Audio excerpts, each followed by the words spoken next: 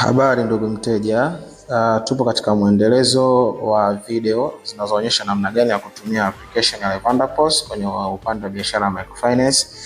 Na kupitia video hii tutakwenda kuangalia namna ya kurekodi marejesho kwa mteja ambaye tumemkopesha. Unapotaka kurekodi marejesho kwa mteja ambaye amekopa, utaingia sehemu ya wateja, utaona jina la mteja na deni analodaiwa. Ukimgusa huyo mteja atafunguka kwa ndani. Kwa chini kuna button imeandikwa rejesho. Utagusa hiyo button.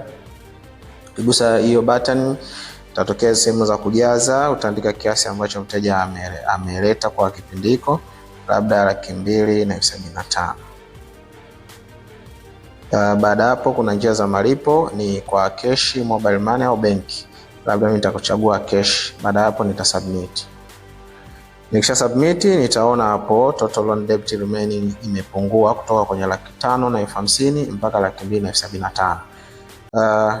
Lakini kwa chini kwenye hizi rekodi hapa kiasi 2,055 tarehe iliyokopeshwa status, nikigusa hapo itafunguka, itaonyesha jumla ya marejesho ambayo mteja ameleta ni 2,075.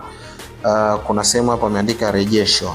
Hapa utaona details ya ambapo itaonyesha kolamu ya kwanza ni 2,075 ambayo inatakiwa kulipwa tarehe 1 Agosti 2026. Ina maana hiyo ni awamu nyingine ya pesa iliyobakia baada ya mteja kulipa rejesho la kwanza.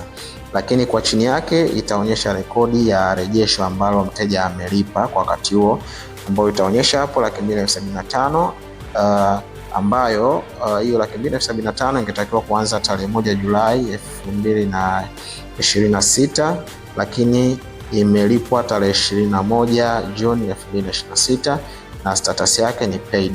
Kwa hiyo rekodi za rejesho kwa awamu ya kwanza itakuwa tayari mteja amelipia. Kwa juu yake itaonyesha rekodi za rejesho kwa awamu ya pili ambayo mteja anatakiwa kulipia.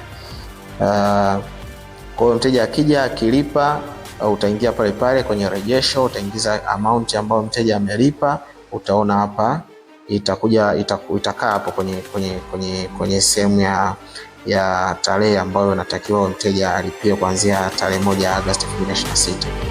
Kwa hiyo mpaka kufikia hapo utakuwa tayari umejifunza namna gani ya kurekodi